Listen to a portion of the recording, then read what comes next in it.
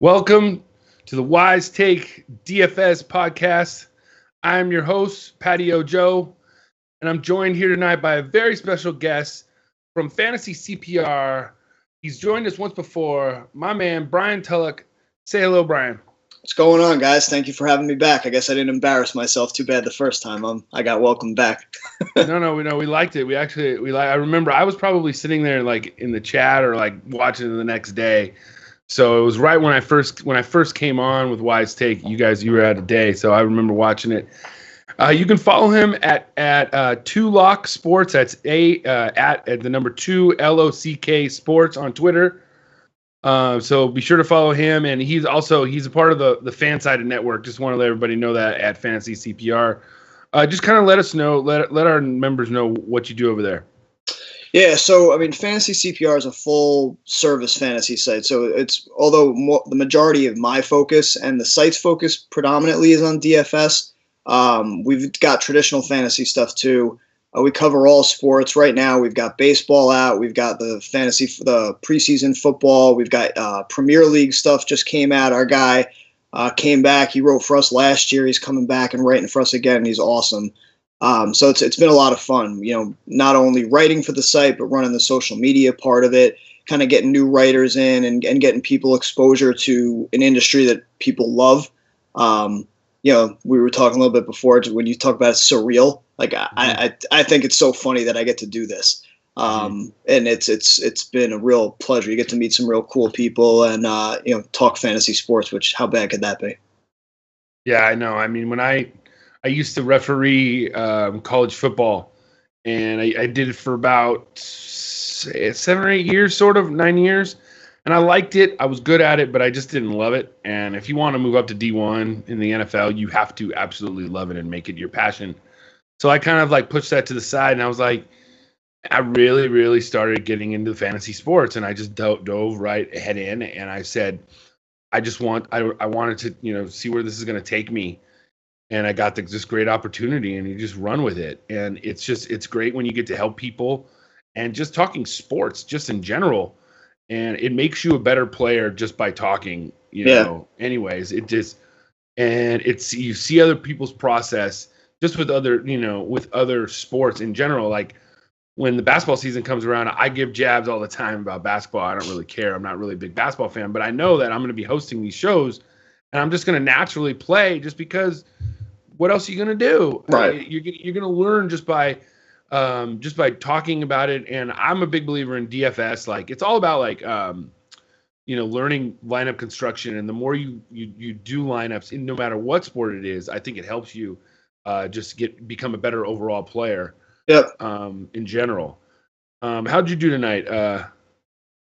If anybody read my article, they know that I did not do well. I was all in on the Astros again. That did not work out. And I stacked the Indians, thinking that Blake Snell was not a good pitcher, and he's still not. I still do not believe that he's a good pitcher, but they were unable to do anything.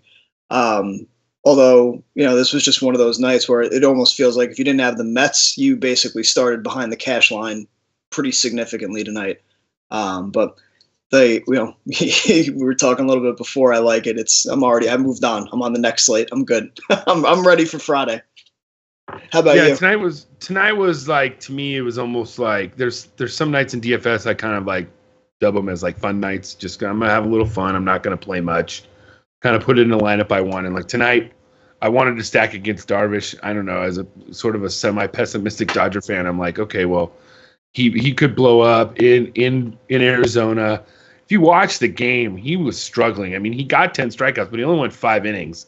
Yeah. His pitch count was up over 100 in 5 innings, and he gave up a home run to Martinez.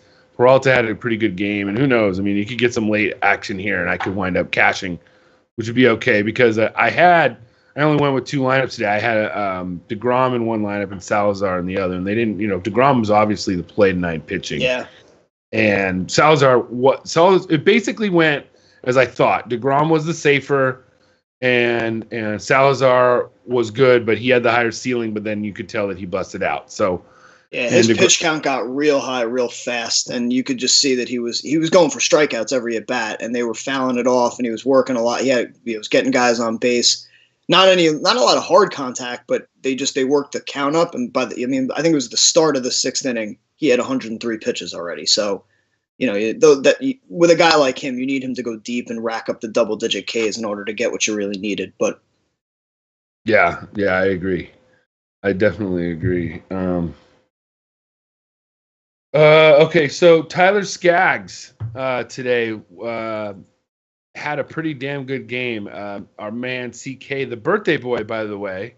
Everybody go on Twitter and wish CK a birthday today. He's 29 years old. I know he doesn't look 29, but yeah, he is. And he wrote about Tyler Skaggs, and he is absolutely shoving it tonight. And we were talking about him earlier about how he's a good prospect and he had a really, really good spring. He just got hurt. So, Ionetta just hit a home run now. It's 8-4. Anyways, so yeah, did you have any interest in Skaggs tonight? No, I was pretty much all in on Salazar, and one of the things that I do when I build my lineups, I'm mostly a one lineup guy, and will sometimes do 2 lineups, and that's kind of how I came up with the concept of picks and pivots. Was basically I build one lineup, and then if there's 1 or 2 guys that I can adjust, I'll do that. So tonight, just from a roster build perspective, the Salazar to Paxton jump was really easy to do. So I basically had the exact same lineup. All I had to do was shift around a little bit, couple $100, right, and then you could kind of pivot back and forth. So I went with those 2 guys. I thought on tonight's slate with so many good strikeout arms, I felt like I had to go chase those arms because I just didn't think, and like you said with DeGrom, if you don't have the guy with the big outing tonight, like you weren't going to cash without somebody with a big night pitching. Yeah. Now, tell us about you. You went on a little West Coast trip not too long ago. Tell us about that trip. Where you went to some stadiums. I've been to a lot of stadiums on the East Coast. I've been to very many road trips and stuff like that. So tell me about the West Coast, because I've been to a lot of the stadiums on the West Coast. Yeah, I'd actually never been, and I got family in California, and I live in Jersey. I go to a lot of Met games. I've done most of the stadiums on the East Coast, but had never really gone out there. Was lucky enough. We went to AT&T Park, went to Petco, and then we went to the Angels Stadium. The Angels weren't playing, but got to go and walk around there too, which was cool. AT&T was amazing. It's funny, as a Met fan, it looked and felt a lot like Citi Field from the outside. But when you got in there, just the atmosphere, the McCovey Cove and all that stuff, that was incredible. And even just like as a DFS player, you hear a lot about, there's wind in San Francisco, but it never impacts it. And it was funny. Our seats were right behind the Giants dugout on the third base side, where we were sitting. It was like 85 degrees, sunny. Like by the 3rd inning, you're sweating. And we walked around by McCovey Cove, and the people out there had like sweatshirts on. They were in the shade right by the water, and it's crazy within a stadium, the temperature difference. I've never seen that before. That was one of the crazier kind of takeaways that I had from it. Yeah, I like AT&T Park up in San Francisco. The city is okay to visit. I'm not a huge fan. I'm living in Southern California, so we have our differences. But I've been to Petco once. I liked it. And Angel Stadium's okay. It's all right. Dodger Stadium, it's still very majestic. I always have a soft spot in my heart. I mean, you wouldn't believe that it's the 3rd oldest stadium in the majors, believe it or not. Wow. And which is crazy, behind Wrigley and Fenway.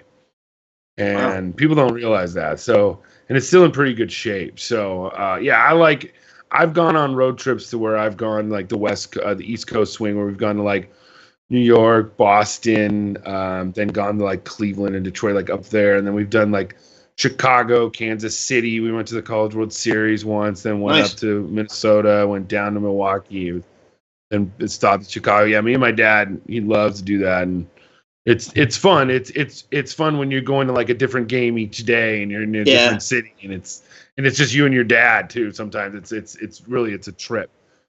And another thing tonight, we had some preseason football. I really didn't watch one play at all. I think it's partly because I'm a father, and I just think I'm still like really into baseball, like because of this what we're doing. And did you watch any football tonight? So I did.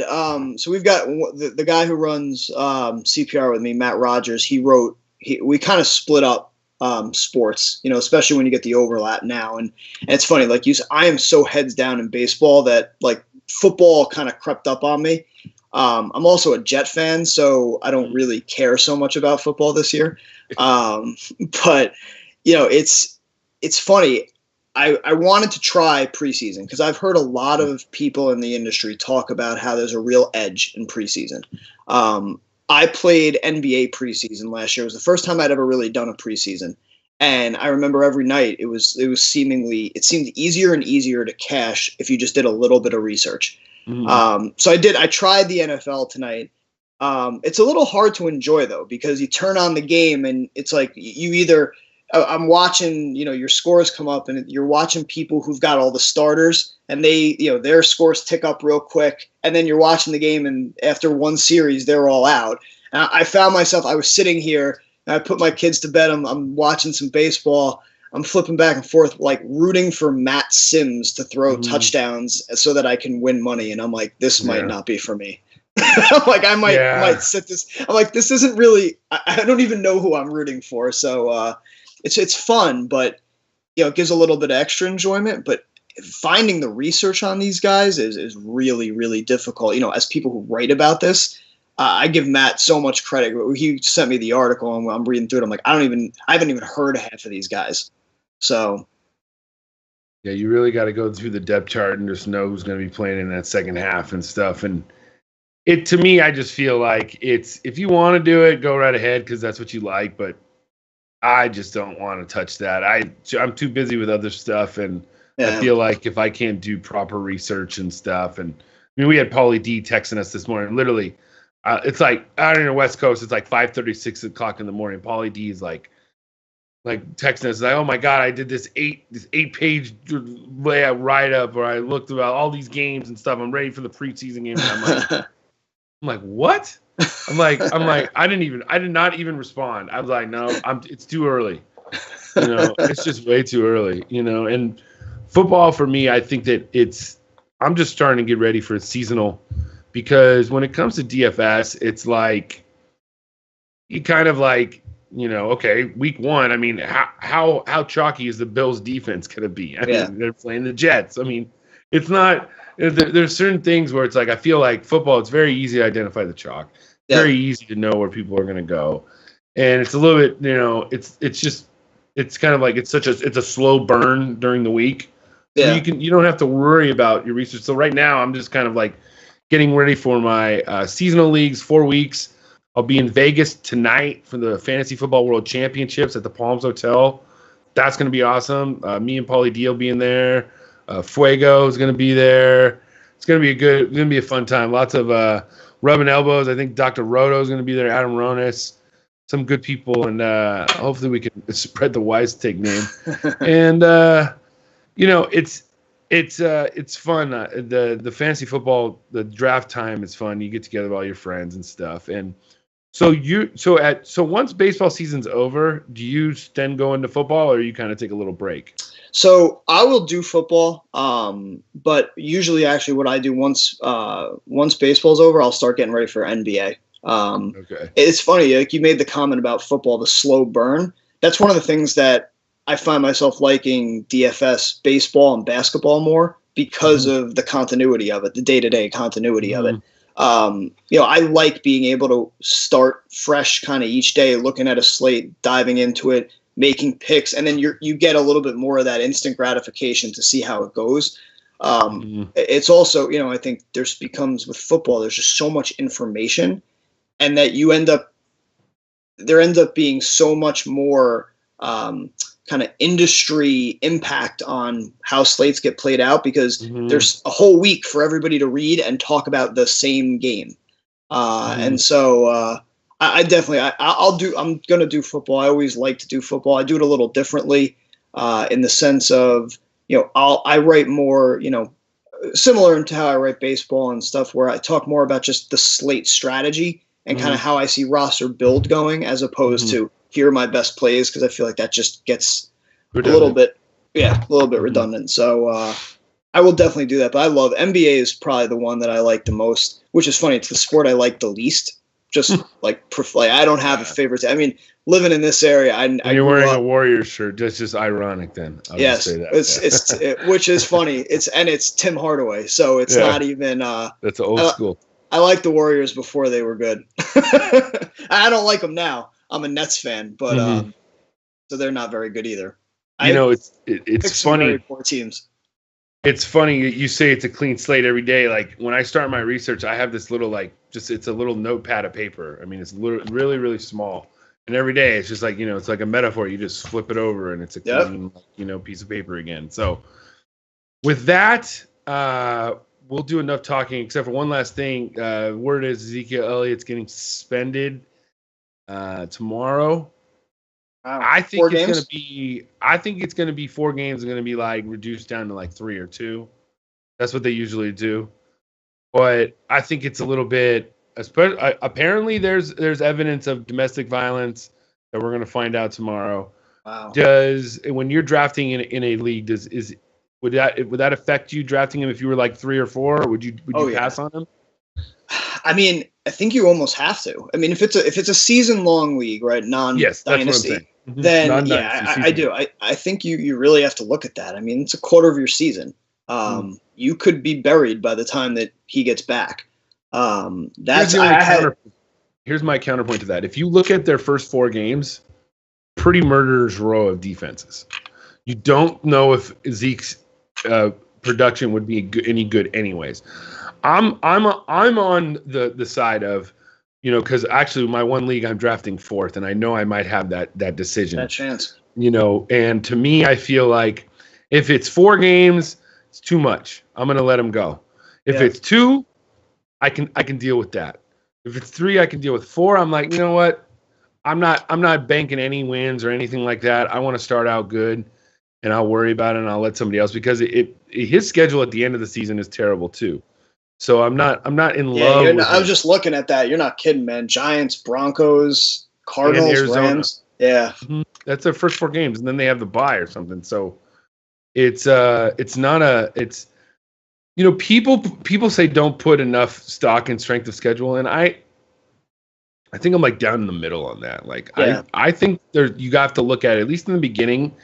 And at the end, what I like to look at is for quarterbacks. I'd like to see if any quarterbacks, if they're playing in domes, like the 3 weeks of the fantasy playoffs, you don't have to worry about weather. It's just the worst thing that'll kill you is like, a quarterback goes to a snow game and you're done. Yep. All right. Well, anyways, let's start talking. We got a big 15-game slate. We're going to get through it quick because at this point of the season, I think we know where we want to go, know where we don't want to go. Yep. It's not like they're going to pop up. Let's start off in the nation's capital, where we have a little bit of rain. We got Chris Stratton of the San Francisco Giants taking on Edwin Jackson of the Washington Nationals. I mean, so it's funny. You look at this slate, just kind of my initial gut looking over it, and you look at Edwin Jackson and Chris Stratton. These are the kinds of pitchers you're looking at. There's a couple of guys that stand out, but there is this big, giant tier of just blah that I think you've got to sort through, because even the guys at the top end, I'm primarily a tournament player, so I look at some of these names and I just see chalk attached to them, and I really think you're going to have to look at it. Now, these 2 guys in particular, I'm not interested in. Edwin Jackson is not a guy like, and I am not a fan of attacking the Nationals offense. I think both of these offenses are in play, although realistically, when you look at it, the prices for these guys, like Bryce Harper at 5,000 on FanDuel, is just crazy. But there's actually some decent value if you kind of drop down to the other guys like Murphy, and those guys are all in that mid 3 range, which makes them a little bit interesting. Yeah, when the highest pitcher on the slate is 9-4 on a Friday night on a 15-game slate, that's where I think that you're going to have to. It's the people that do their research that's going to get the diamond in the rough. I mean, obviously there's places where we want to go, there's pitchers that we want to target, but then there's that group where there's guys that are like kind of in the middle. Yeah, they could go either way. And you're like, okay, well, I kind of like him, or I'm gonna, or I'm gonna attack him. So, that being said, yeah, I'm not into either of these pitchers tomorrow night. There's Edwin Jackson has actually done better than I thought he would when they brought him up. He's, but not enough to where I would play him. You know what I mean? I can't believe that he's not getting blown up. That's the thing. Like, he's actually, I think his last start he put up 27 points, and then before that he put up 46. So he's not being terrible. On the other side, I just don't think the Giants don't have that much power, to put up sport. On the other side, though, I think you can, definitely, stack the Nats on this, but they might be chalky. Harper, Zimmerman, Murphy. Maybe if that boy Sanchez moves up to the second spot again, that'd be nice. Is he still 2K, or have they moved him up at all? They probably moved him a little bit. I'm sure. I wouldn't. Knowing FanDuel, he's probably like 3,000 now. It's 26. 20. I can't believe that. Jeez. I mean, I was exaggerating a little bit at 3,000. I didn't think it'd be 6 though either. Like I thought it'd be like 2.4, 2.2, but. The pricing is just amazing. We'll probably find something and be like, how is this? There was one day where I swear AJ Ellis was priced higher than Real Muto. And I was like, that's gotta be a mistake. Like I can't buy that. All right.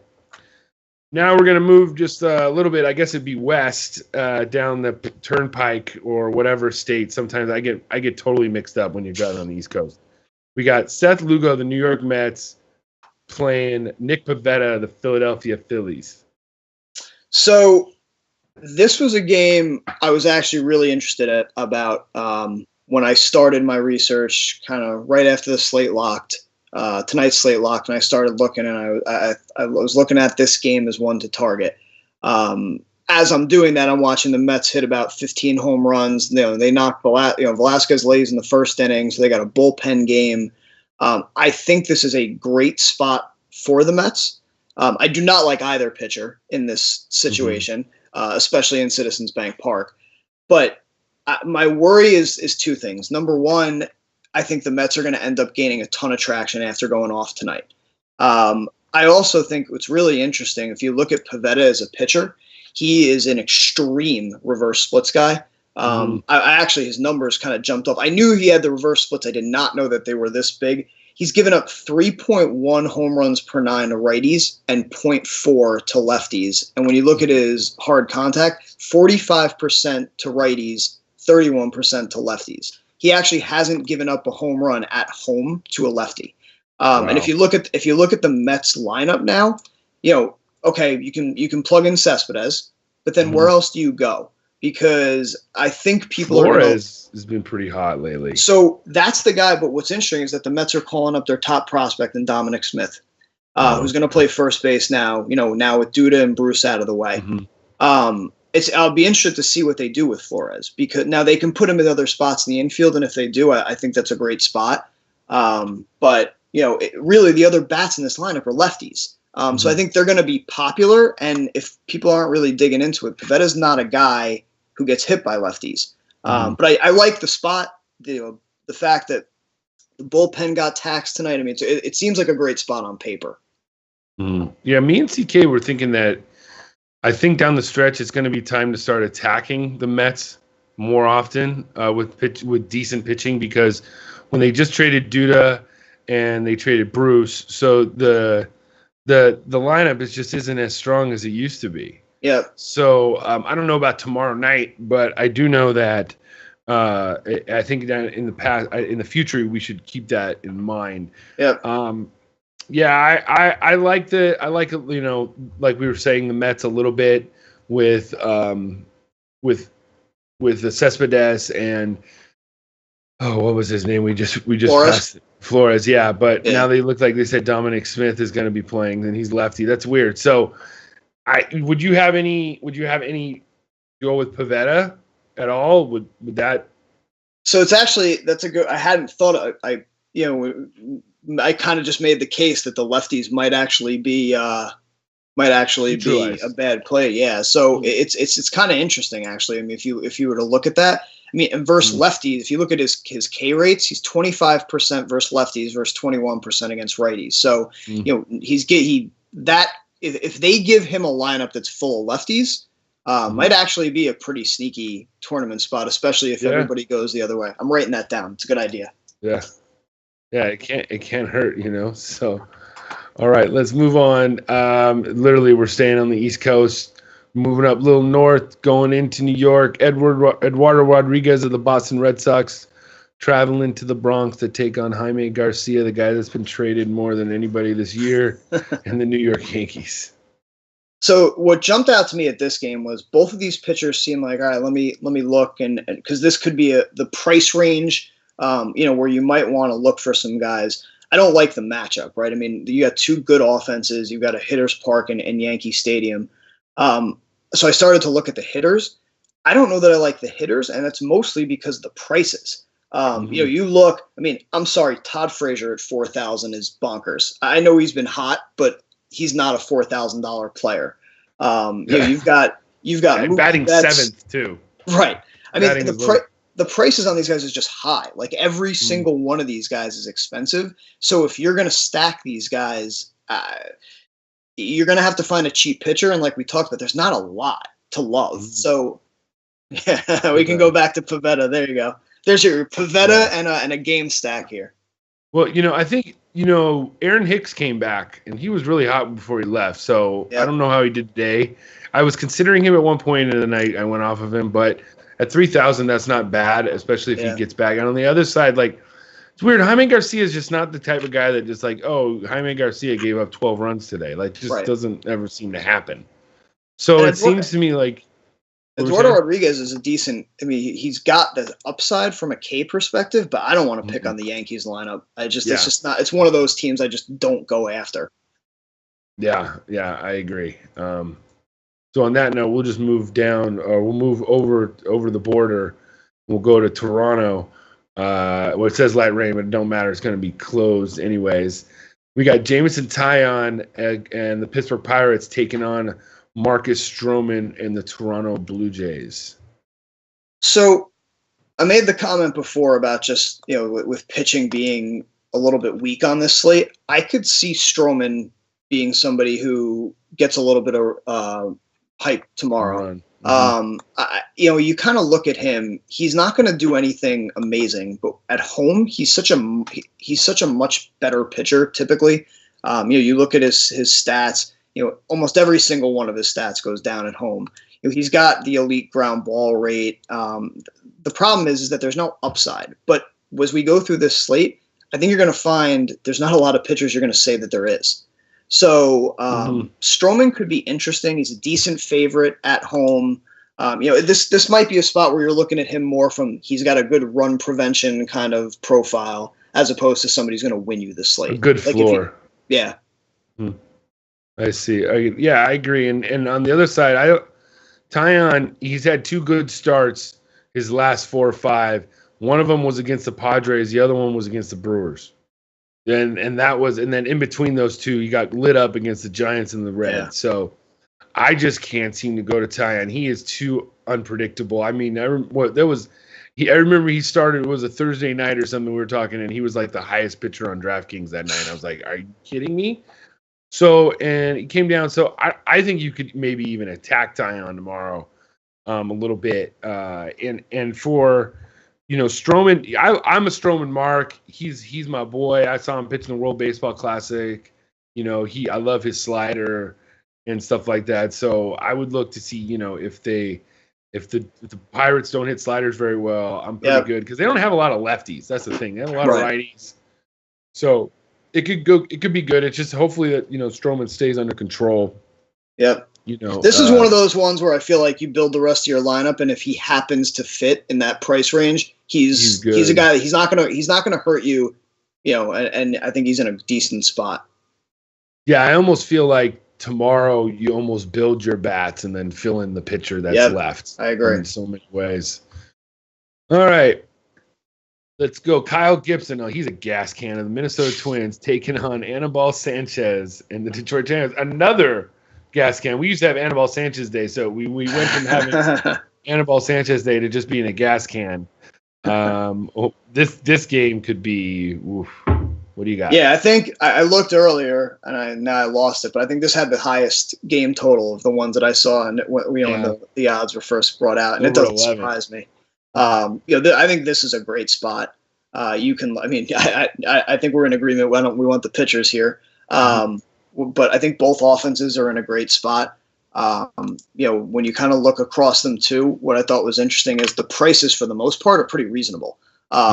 And again, I kind of like, I look and see when you're trying to build stacks, does it work, from a roster build perspective? When you kind of look at, these teams, Dozier's at 4,100 and Sano's at 3,700. And then you can fill them in with, some of their cheap guys like the Keplers of the world and things like that. And even on the Detroit side, they're all in that, 35, 3 to 4K range kind of thing. So I think both of those teams are great from a stacking perspective. I think this is a good spot for offense. Yeah. I think you can go any way you want. I think they're going to be chalky. So if you wanted to get, kind of off the grid a little bit, go lower, I think you could do that too. And it could still be just as fruitful, go with the 8-9-1-2 of the Twins or something like that, or something different, something off the grid. But I think this is a good spot to go. I just hope it's not fool's gold, because you can kind of also see like just not living up to its expectations too. I hope it does. And it could be good. I mean, obviously, you got guys like Aducci, he's 2.4. He's a great cash game thing. James McCann at 2.1. I think that's a good play, especially if you move him up in the lineup. And then, Kepler's been really hot. Sano can always take one out, and Dozier's been really hot. So, yeah, this is a good game. It is interesting, though, that you said that, in terms of, could this be a trap spot? Like, you look at their game logs. Gibson, you look at the earned runs, 3, 3, 4, 2, 3, 1, 3. He's got one game where he got blown up. And you kind of flip it over to Sanchez. He got blown up in his last game for, I think it was like 7 or 8 runs. Yeah, 8 runs. But then it's 2, 3, 4, 2, 3, 1. So, like, if they have the blow-up potential, for sure. But the track record here suggests that they actually have been better at preventing runs. So if this becomes a chalky spot because of the run total, might actually be a good way to, good game to not go after. It might be a good way to fade, because to me, honestly, I there's another pitcher that I want to attack way more, and that's later on. But this is a game where I feel like we've wanted to in the past, like this is so tempting, and it's just, I think I feel like maybe I'm learning my lesson that maybe it makes you pause. The wind's blowing out. There's a light rain. It's kind of humid. So that's working in that favor. So the thing is that all the numbers are going to point to going there. The hard hit numbers, the fly ball numbers, the opposing team's hard hit numbers, and everything. So it's, I don't know, maybe a mini stack, maybe 2. So you're not like fully invested. In this game. So, anyways. Here's an interesting matchup. We got John Gray of the Colorado Rockies traveling to Miami and South Beach to take on Jose Arena and the Miami Marlins. So this was actually one of the guys that I was looking at, or one of the games that I was looking at from a cheap pitcher perspective. Both, I've always been a fan of Gray, but Arena is a guy that I've actually been trying to pick on lately, and what I'm in watching him, I'm starting to think that maybe he's a guy that I should use, especially on this slate. You look at his last couple games, he's not walking. The walks are down. Really, he's done a really good job. He doesn't have the strikeout upside, but we're going to say this a bunch. Not many people do on this slate. So, he's a guy that in Miami, in that big ballpark, could be kind of sneaky. I don't know that a lot of people will go there. But I've learned my lesson trying to pick on him the last 3 or 4 games, so I'm tempted to go the other way. Yeah. Reyna had these great numbers, and you're thinking, we gotta attack him, and then he's been actually pitching well, so it makes you want to pause. So I I mean, I wouldn't really go full Rocky stack anyways, just because they're not very good on the road. But they have taken a day off, and they're chilling in Miami. They're probably having fun. And Gray has been a guy that I've always liked, and he's a guy that can always give you 10 strikeouts at his price, and I like it because he's used to pitching in bad ballparks and what such. So it's something that you can go to. Obviously, if you want to play Stanton tomorrow. The guy's hot, big best power hitter in baseball right now. He's showing Aaron Judge and Bellinger that he's still the big boy on the yard, at least when he's healthy. So, it's been every single night. It's unbelievable the streak he's on right now.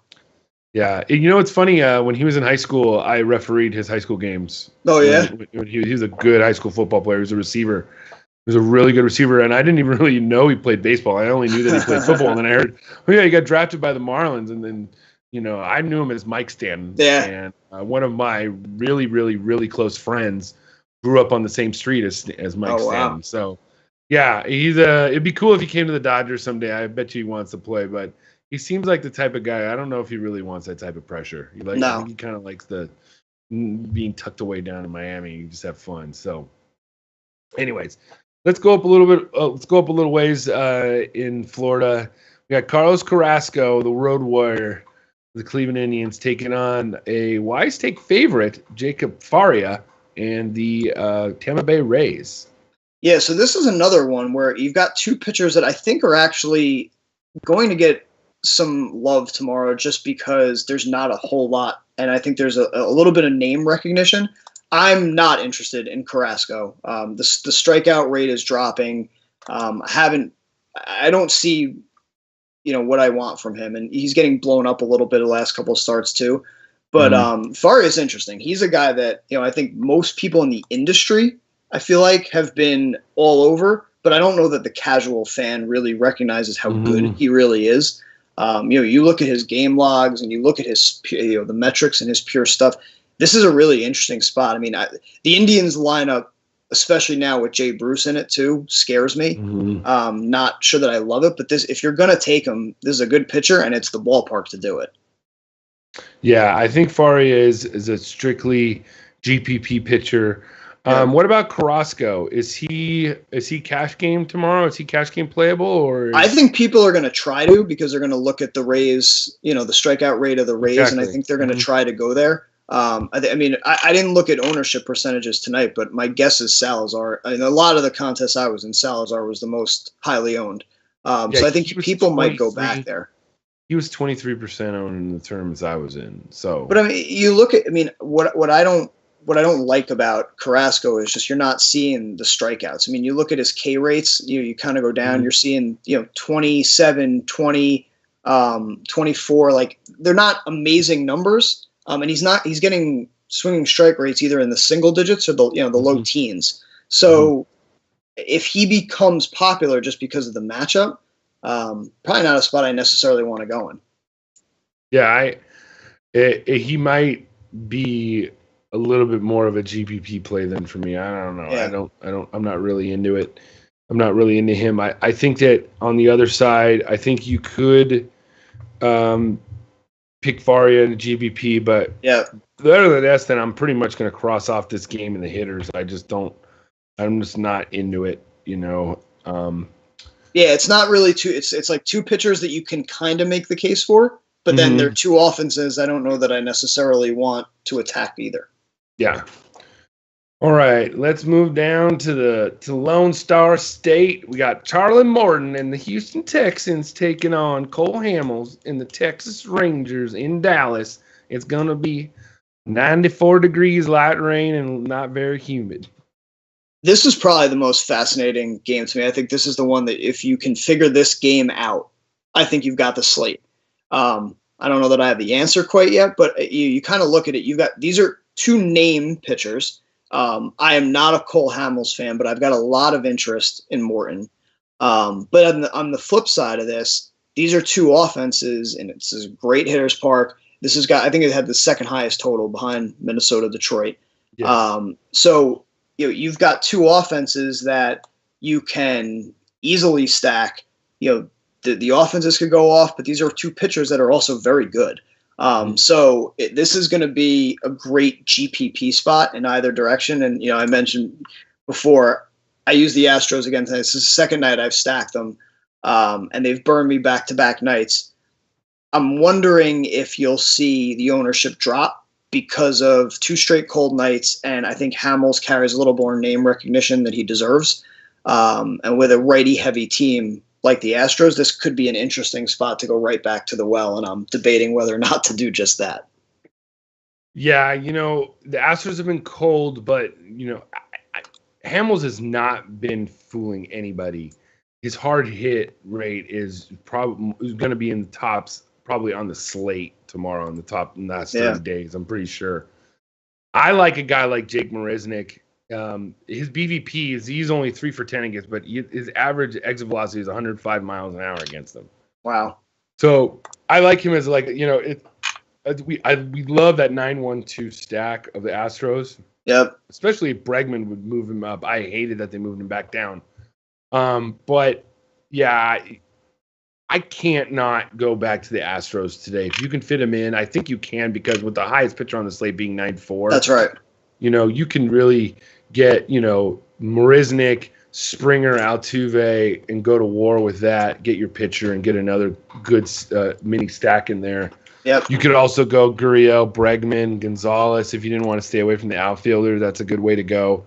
I love Gurriel. We were talking a little bit before. Mm-hmm. This is the 2 straight days that I've used him as well. He gets overlooked a lot in these stacks. And I was looking tonight. He was 2% owned in the tournaments that I was in. And I mean, when you compare that to the Springers and the Altuves, who are 20, in the 18 to 22% range, right? And you start to look at that. I mean, this is where you could kind of differentiate yourself, and you include guys like him. I love him. He's one of my favorite guys to use. Well, the thing is that here's the thing about Gurriel is he plays a position where it's just loaded. So you never look for him as a one-off. You always only have him in a stack. The one-off, you never have him as your cash game first baseman. Yep. So that's why I think his ownership is always low, because you'll only have him in a stack. And on the other, Morton is a guy that he's tempting. He has some upside. I just don't want to go there against this team. I think that they could blow him up tomorrow. Yeah, I do too. His best pitch is like his sinker. So all it takes is those lefty Mazzara, Gallo. Will you please move him up in the order? Where'd he go? He got moved up. Where'd he go? 6? I think they moved him to 6. He got moved up to 5th or 6th the other day. They have him maybe for 7 tomorrow. But, put him in front of Beltre, or put him behind, somebody, maybe to help him out, All right, here we go. Let's move on. We're moving on down to Chicago. We got Danny Duffy and the Kansas City Royals traveling to Chicago to take on Reynaldo Lopez, Reynaldo Lopez, and the Chicago White Sox. I think Duffy is going to be a guy who's going to gain a little bit of traction too. He's been very good in terms of his recent game logs, in terms of limiting walks, limiting run damage. You saw it in his last start against Seattle. He struck out 8 batters. He struck out 6 against Baltimore, and people love picking on the White Sox. I mean, especially now. This has become a team that's, I think they were trendy at the beginning of the year to pick on, and I think they're becoming even more so now. So I think he could be a very solid option. Again, him and Stroman, I kind of look at in the same range, where I'm not dying to roster them, but if I pick my bats and I've got them in there, I think I could go to war with a guy like Duffy. Yeah, and the chalk just went off. Nelson Cruz hit a game-tying home run against a lefty. I don't know if it was against Skaggs or not. Maybe somebody in the back. Maybe they could check on that in the back. I think it was against Bud Norris. Yeah, it was against Bud Norris. Bud Norris has been very good at giving up a lot of runs lately. Yeah, damn whore, Bud. Alrighty. Let's move on. Yeah, believe it or not, I agree with you. I think people in the beginning of the year thought that the White Sox could hit lefties, or they crushed lefties. It hasn't been the case. Yeah. Duffy's a guy that can put up 10 strikeouts at his price. It's not bad. The White Sox are coming off of a good series against the Astros. So I might just stay away. If I want, Avisail Garcia's back. Yeah. And that's a pretty good mini stack of Abreu, Avisail Garcia, both at 2.9. That's not bad. Yeah, they're cheap. Yeah, that's a pretty cheap. And Garcia just crushes lefties. Anyways, okay, here's the tasty one. The Wise Take favorite. Anyways, Homer Bailey and the Cincinnati Reds taking on Dr. Feelgood himself, Jigsaw Jimmy Nelson, and the Milwaukee Brewers. So, to me, this is the guy. We've talked about a lot of pitchers where there's just nothing, right? You're looking at these guys with blah. Like you're hoping that you're kind of looking at this saying, if I can get my 30, 35 points, I'm good. Jimmy Nelson is the guy to me where he's the one who could break the slate if he has a game like he's been having. Mm-hmm. I have never been a believer in Jimmy Nelson, but it is hard to ignore what he's doing. You look at every single game, he's got double-digit swinging strike rates. I mean, his K rates, I was flipping through this before, his K rates, you look down 29, 29, 39, 23, 38, 26, 32, 44. Like, those are his most recent games. So when you talk about strikeout upside, he's the one pitcher, I think, on this slate that has it. I don't know that I love the matchup against Cincinnati, but he's faced them already twice. And I had it up before. He had a really good outing, I know, against them. Yeah, he struck out 11 against them in his last outing and put up 58. So, again, like he's the one guy to me that I could see having that game that wins you the slate. And at only 9-4, you'd still have 3-2 left per batter. So you can still build a really good lineup around him. He's a guy I have a feeling I will have exposure to. How about you? Yeah, I am. I am too. Everybody here at Wise Take, we love Jimmy Nelson. I mean, CK, I think, is wearing his jersey to bed tonight. I think his wife got him a Jimmy Nelson jersey for his birthday tonight. So we love him. I think he's just been like so under the radar. And you look at his game logs, you're like, what? So tomorrow, he's the highest pitcher on the slate. It's still at 9.4. He's gonna be the chalk too. That's the thing. Like, so I actually don't. I think there's another. I think the guy right below him. Oh, maybe. I hate that guy. That's me too. And I'm hoping he's the chalk for that exact reason. But the thing with Nelson, I mean, is just like I said before. The price is so easy to fit in and still get the bats that you want. So it's hard not to like him. If you're playing GPPs, I think you have to have some shares of him. I just don't know that, I think it's one of those things you hear people say, you play the slate 100 times. I just feel like he's going to be the highest scoring pitcher on the majority of them. Yeah. But in that case, let me ask you this question. There's always a prevailing thought that when you have slates like this, when you have pitchers that are under 10K for the whole slate, that you pick the biggest chalk or the highest, the most expensive pitcher and you stack against them because the public will go just to him strictly from the fact that he's 9.4. Yep. And if you were to stack against him, you're automatically going to be ahead of him, as it's such a contrarian play in big field tournaments. Having a red stack of like Scooter, Duvall, Votto, and maybe a value bat, Winker, or even you see how he holds people on. If he doesn't hold people on good, dial up Hamilton. Yeah. You know what I'm saying? I just think that it's just because I'm looking at the slate. We love Jimmy Nelson. He probably will be my cash game guy tomorrow. I'm just saying that tournament strategy wise, when you have a slate like this, I think it's so good to have a team where you're going against the highest owned pitcher because I agree. Because if you go right below him, nobody's going to the Padres to stack against Rich Hill. Of course. Okay, so and then you could kind of see maybe somebody going and stacking the Rays against Carrasco. Yeah. I could see that because they got the big bomb hitters, but everybody knows that the Reds offense could do some damage if they want to. So it's actually interesting. I was looking at his recent game logs, the hard contact rate.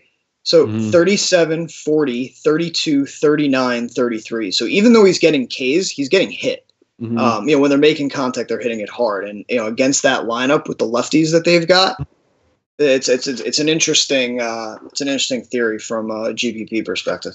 Yeah, I mean, there was a couple weeks ago. I remember somebody just winning all the money, because what they did is they took the lowest owned team, stacked them, and then stacked the team against the highest owned pitcher. Yep. And it hit, and they won literally everything. Yeah. So you always hope that that's, you're on it that day. Yep. So anyways, yeah, but that being said, I like Jimmy Nelson. Looking into it, he'll probably be, he's the front runner for my cash game guy. He's proved it. He deserves it. He's in a decent matchup. It's not like he's at home. So I just hope that he doesn't screw up now that he's the highest guy in the slate.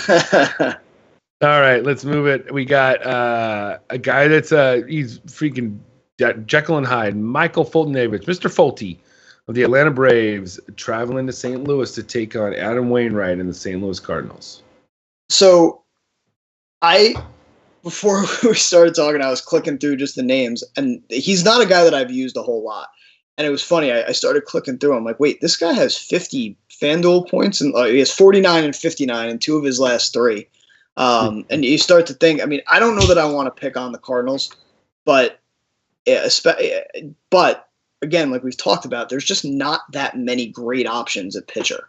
And he's showing you that he's got 50 FanDuel point upside, which, this is probably a guy that is not going to get a ton of ownership.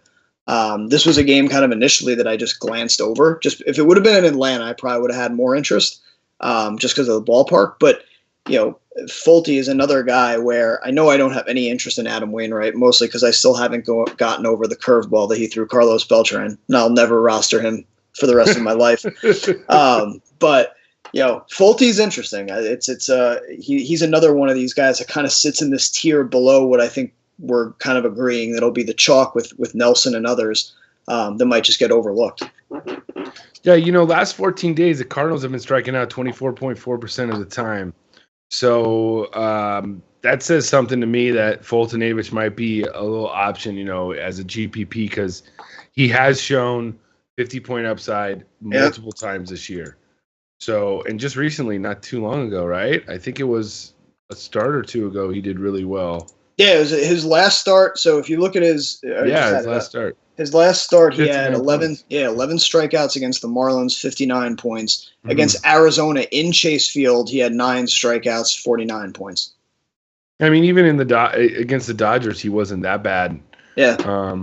35 points might be enough on this slate. I mean, from a pitcher perspective. So even if he's getting you those kind of starts, but I mean, you look, right? I mean, he's got you kind of keep going down. Against Oakland, he had 8 Ks, 55. So this is one of the guys that actually has upside. And now that the more we're talking about him, the more he's becoming pretty intriguing, actually. Well, yeah, I mean, even if you say 35 points, that's still 4x. Yeah, it's not bad. It's not bad. So it's somebody that you definitely put on the short list for tomorrow. Now we move on to a very tasty matchup. John Lackey and the Chicago Cubs traveling to Arizona, taking on Taijuan Walker and the Arizona Diamondbacks. So if there is one thing that will be in every single one of my lineups, it is Jake Lamb. This is the game that when I saw it, I'm like, oh my God, like John Lackey in Chase Field just screams a spot that I want to go all in on. And then to scroll down and see Jake Lamb at only 3,500. I mean, just it's the play that I'll have everywhere. I'm sure it's going to be popular as people start to really look at it. But this is a great spot. I mean, attacking Lackey is something that I am a big fan of doing. I mean, lefties you look at his numbers against lefties, 2.5 home runs per 9, 35% hard contact. I mean, this is a guy we can go very, very heavy against. And what I like about Arizona too, just from a roster build perspective, is the price points. They're actually pretty reasonable. You can get, like Pollock's 35, Lamb's 30, Pollock's 36, Lamb's 35, Peralta 33. So like they're all in that range where it makes a pretty easy stack. Yeah, this was the other team where we were saying the chalk was Minnesota and Detroit, and this is where I'm going tomorrow. Yep, I like Arizona. Everybody can go in there. I think you get the lefties, Peralta, Lamb, and then if you want to do a full one with Goldie or JD or Pollock and Goldie, that's fine. I don't think Descalso too is great for salary relief at 2.4. Yeah. If they would maybe move him up, that would be kind of weird. It depends on how they, he hits left. They might move him up. I don't think so. But yeah, I like this game tomorrow. On the other side, Taiwan Walker can get lit up too. So I don't think we should forget these Cubbies. That's right. Rizzo, Schwarber, Avila. Avila is going to be catching now. Contreras is out for a little bit. So Avila, it's going to be his show. He's 2.3.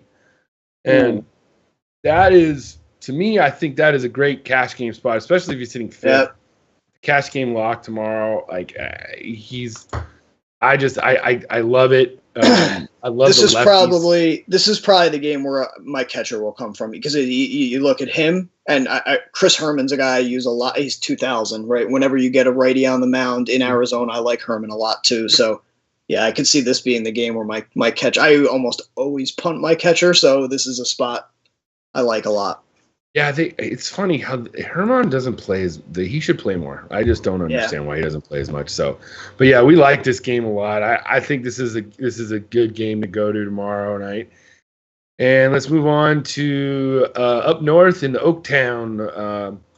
We got Ubaldo. Oh boy, what in the world? Okay, no, I saw this wrong. Okay, Ubaldo Jimenez and the Baltimore Orioles taking on Paul Blackburn and the Oakland A's. So just when we thought we were done with bad pitchers, we get to Mr. Jimenez. I think this will be another spot where I think Oakland will gain some popularity because Ubaldo's Ubaldo. But he's a guy that has burned me just as much. I've done just as poorly against him as I have, gotten him right when trying to stack against him. And you look at his recent starts; they've actually been very good. He's got 3 straight starts of 38 or more FanDuel points, 6 or more strikeouts in each of those games. Only giving up 1 or 2 runs in each of those spots. So, and Oakland is a team that strikes out. So this is actually an interesting spot. I don't know that I have the guts to go there, but I think people look at names like Jimenez, they'll look at Anibal Sanchez, right, and they're going to see these are the gas cans, these are the guys to stack against. Probably will be in 90% of the articles that you read, right? But this could be an interesting spot where you actually take the opposite approach with him from a GPP perspective, obviously only. Yeah, the first GPP I ever won, Ubaldo was my pitcher. So I know that, here's the thing. To me, he falls into the same trap as Gibson and Sanchez. Yep. He can put you in a trap tomorrow. Yep. And you might want to play against him, and it's not going to work out. And in the other way, I wouldn't do a full stack against him. I could do a few one-offs, good cash games there. But yeah, I'm not into it. And the other side, Baltimore's hot, so Chris Davis is 3K. Yeah. That's just crazy. And what's funny is that Machado was 3.8, and 4 weeks ago he was 3K, and he was 4.2 today. The prices are just crazy. I just think tomorrow, this is a game that I think might go a little bit overlooked too. I think you can fade it too. I don't think you have to play it tomorrow at all, just because Ubaldo is somebody that can really trick you. Yeah. If you're not careful, and it's true. There's been other times you're like, here it comes, you're gonna win because Ubaldo's on the mound. Nope, that doesn't happen. You'll get the Oakland buzz tomorrow just because of the name on him. But I think to your point, Baltimore is red. I mean, every time I turn around and look at my phone, I feel like I got a home run alert from an Orioles guy tonight. But Blackburn's not a guy that gets hit hard. He doesn't give up a lot of home runs, so I'm not sure that that's a spot I'd want to necessarily go back to. Yeah, I agree. So, anyways, let's move on. 2 more games left. We're going up north to Seattle. JC Ramirez and the Anaheim Angels taking on Marco Gonzalez. Marco! And the Seattle Mariners. Oh, is it JC? FanDuel has Nolasco. Oh, really? Okay. Yeah, either one. Fantasy Labs has JC Ramirez, and MLB Baseball Savant had Ramirez too. So, all right, FanDuel has Nolasco. If it's Nolasco, it's even better, I think. I don't. But in either case, these are guys that you can attack from either side, right? Lefties. Yes. So I mean, and you look at these guys. I mean, Seattle is not really all that expensive either. Again, like you're gonna have salary on this slate. That's the one thing. We've kind of been as we've been talking. I've been kind of playing around as we go game by game to just see you as you stack, and you can basically stack any of the high offenses that we've kind of talked about here, and you still have enough where you don't have to completely punt a pitcher. So this is another spot where, I mean, you look at the Mariners guys and, Cano and Seager and Cruz is just red hot. I mean, they're priced at high points, 3-7 and above, but you have the salary tonight to do it. Yeah, I agree. Yeah, there's not much to say about that game. Cameron Maybin is 2.2. Did I see that right? Wow, is he really? That's got to be wrong. I saw it on Fantasy Labs. It is. It's 2-2. Holy shit. I mean, in fairness, he's done nothing since he's been back, but yeah, 2-2, and he's going to bat at the top of that lineup, I would assume. Yeah, that's almost too good to be true. Against some guy you don't even know, a lefty, against Trout. You think about it. This pitcher, he's making his debut against the Angels. You got Mike Trout hitting second.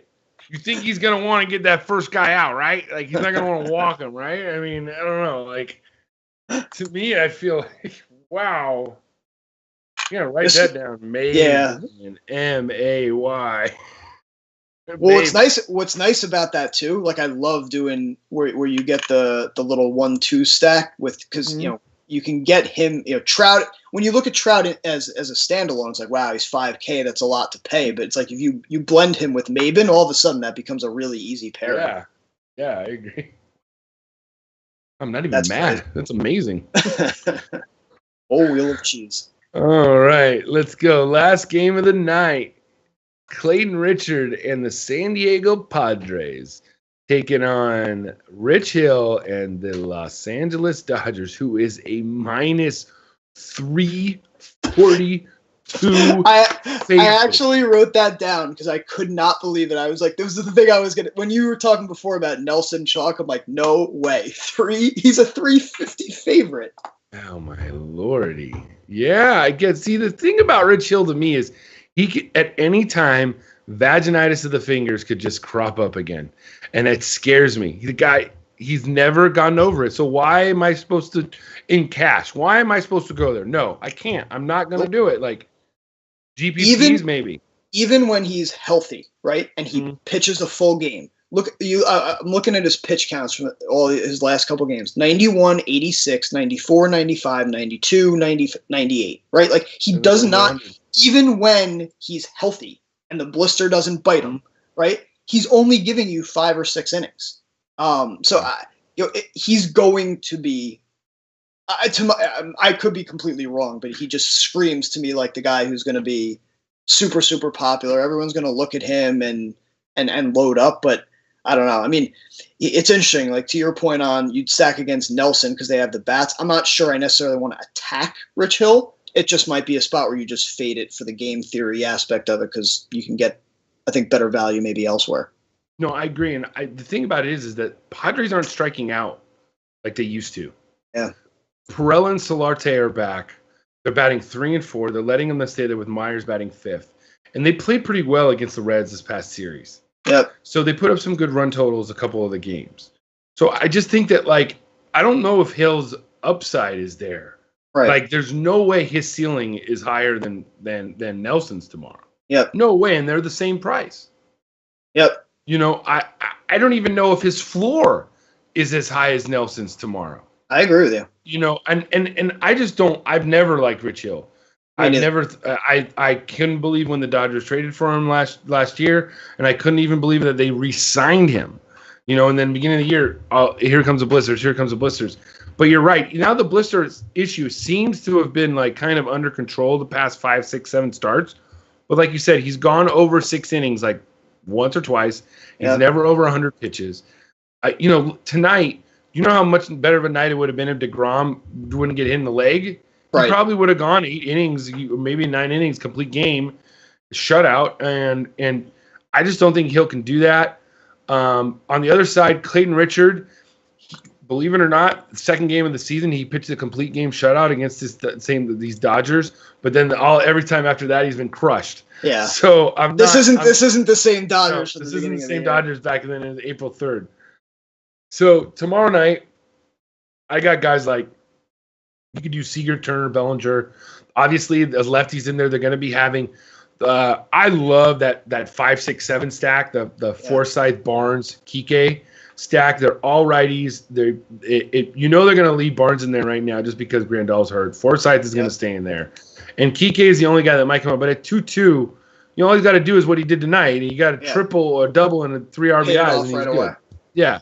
And this is another spot where, his price point, you put him in with anything else, it's like it just frees up so much because there's not a lot you need to pay up for. Yeah. And here's the thing is that I think tomorrow when you're doing lineup construction just in general, cash or GPPs, you only need maybe 1 or 2 value.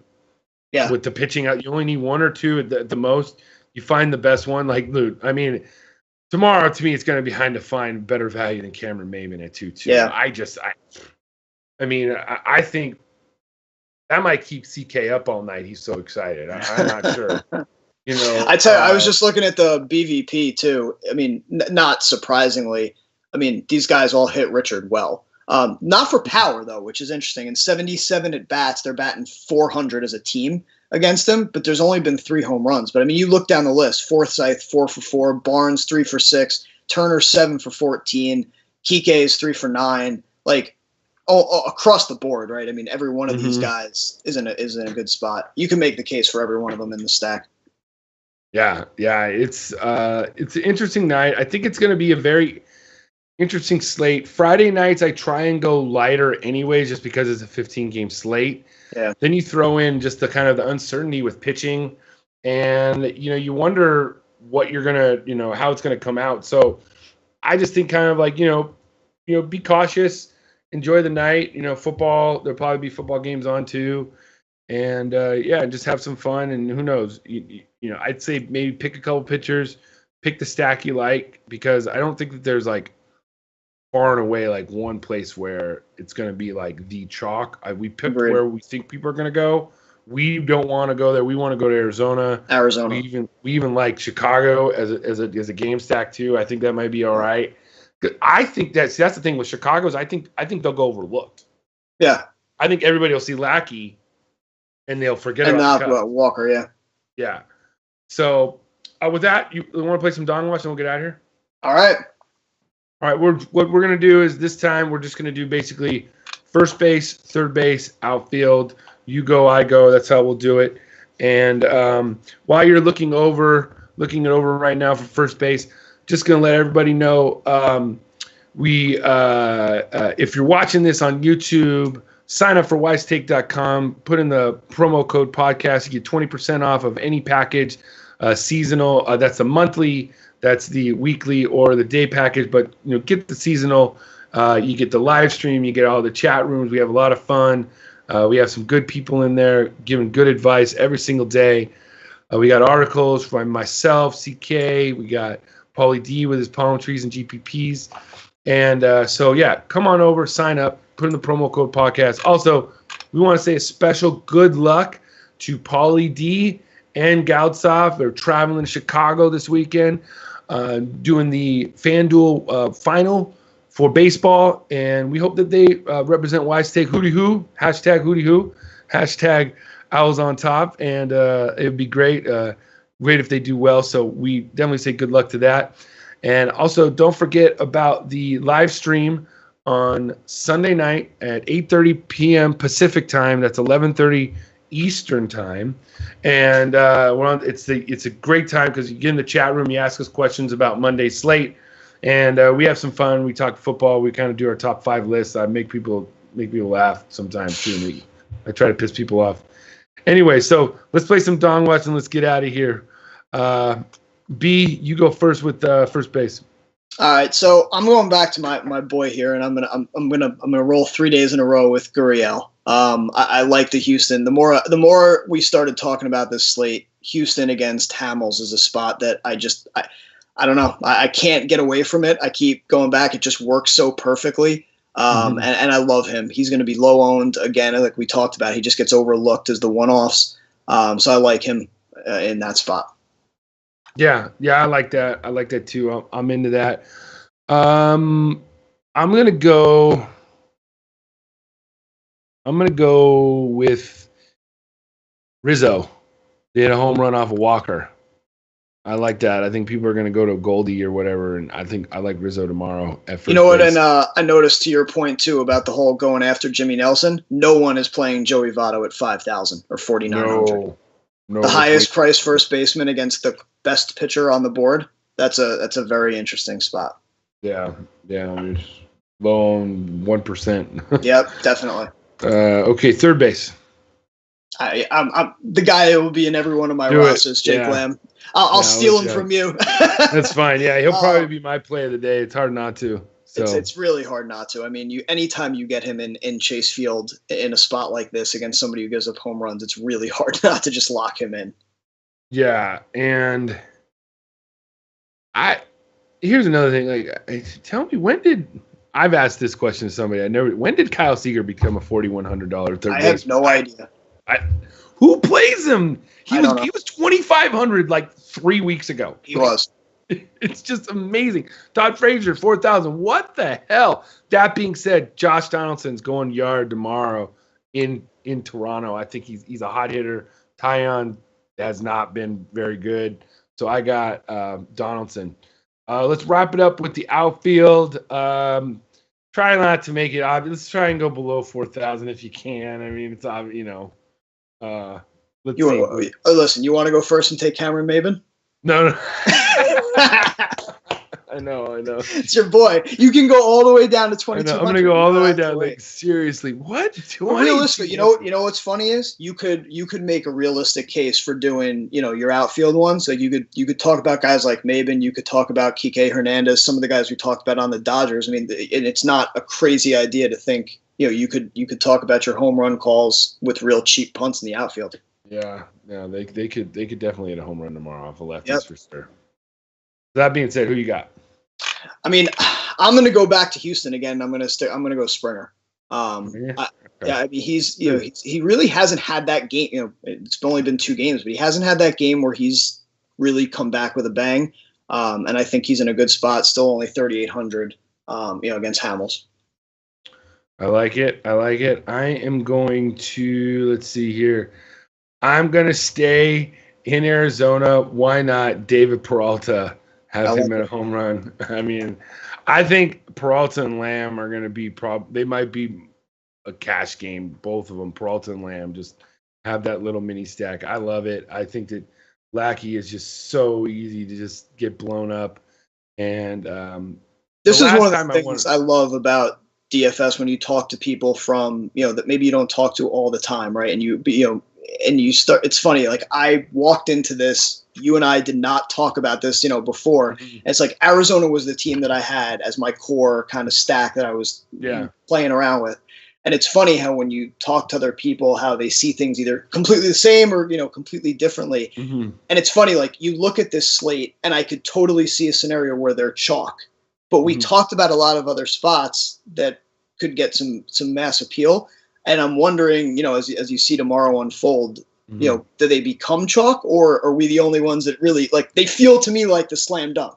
But you wonder how the rest of the industry sees it. I just feel like you have basically some name brand gas can pitchers that are pitching tomorrow.